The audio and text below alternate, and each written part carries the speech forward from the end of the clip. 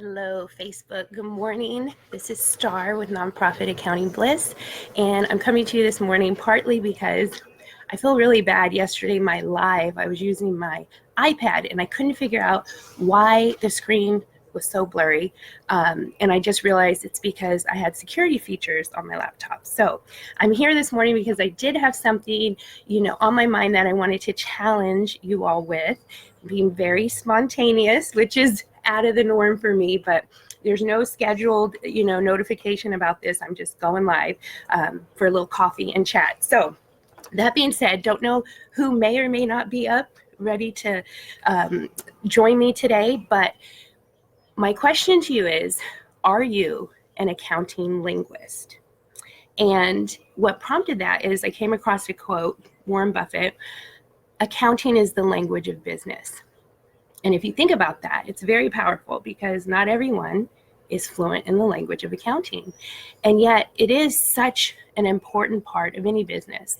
And for you nonprofits, we can kind of tweak that phrase and say, accounting is one of the languages of nonprofits. And the reason I say one is because, as you know, in nonprofit world, there are several terms and things that not everyone understands, like an ED, functional expense. There's so many little things that are specific to nonprofits. So that being said, cheers to, are you an accounting linguist? Now, let me tell you more.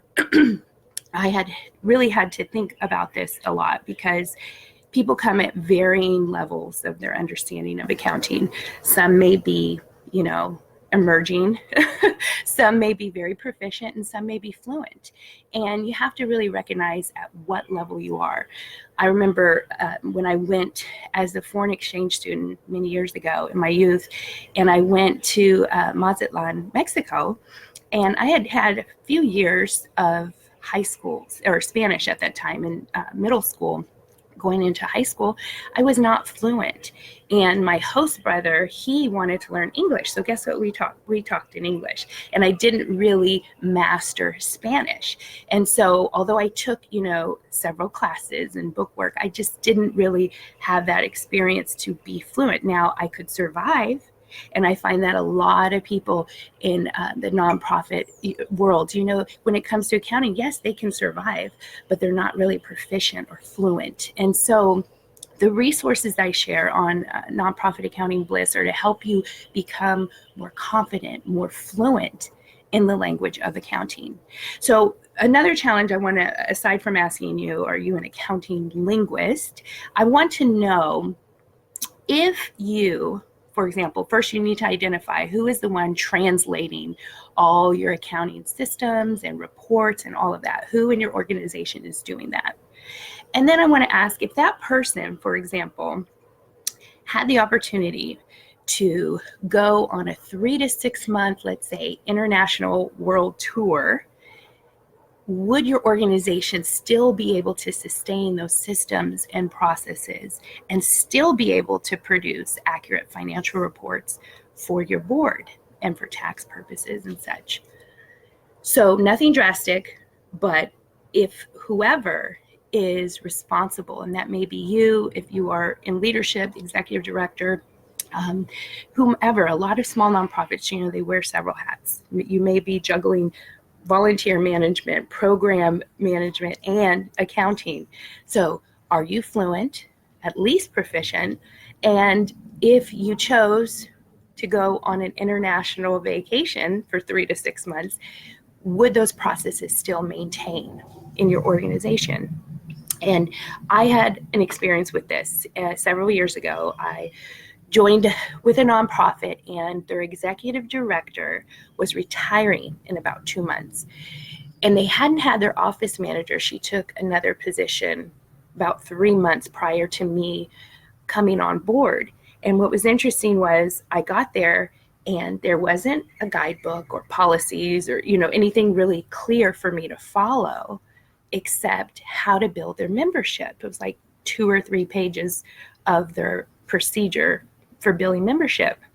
Now, mind you, I'd been doing accounting for over 15 years at that point, but yet I didn't know much about this organization. And so I had to go into detective mode, and I had to develop certain procedures and certain or not policies, but the procedures and systems, so that when it came time to closing out every month, I knew that the records that the board of directors, the financial reports they saw, were accurate. And if they had any question, then I could effectively answer those questions. But I had to figure that system out, because by that point, this organization had not been billing their membership for several months. The financial reports weren't being generated. So there was a lot of work. I had to dig in and really study and analyze how the previous accounting linguist had been translating the information. And so for you all, I guess my ultimate challenge is to take a minute and think, if the person who is responsible for maintaining and reporting your financials, if that person took pause, like I went extreme and said 3 to 6 months on vacation, is your organization set up where, there's a contingency plan, there's someone else that can kind of take over, or you can outsource for a few months to an accounting firm? Just think about that, because for some smaller nonprofits, it does not take much for things just to kind of implode and become overwhelming. And if you're not getting the real financial information in a timely way, it could really take you off course. And then it takes so much more work to get on track.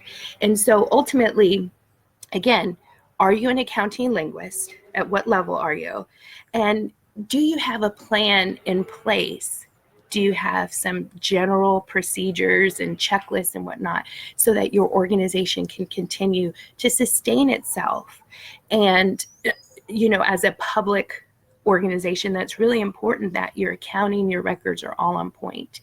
So the resources, and you guys may have seen this in my other intro videos, but the resources on my website, npaccountingbliss.com, I have a month-by-month checklist to kind of help get those wheels turning and start you thinking about the things you need to have in place for your organization to be successful. So I encourage you can download that. I'm not trying to promote all that right now, but really just kind of challenge you and sow a seed for you to be thinking about ultimately, what fits and what's best for your organization. This segues in, and I'll tell you, the theme this month is auditing. Let me pause there. The theme that I'm focusing on is auditing, and I have a video coming out, a free video to share with you, webinar.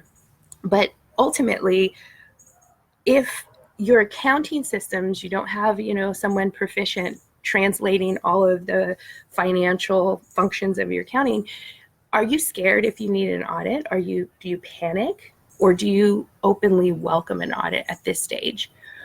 And if the board of directors had questions about something on your financials, are you prepared to answer that?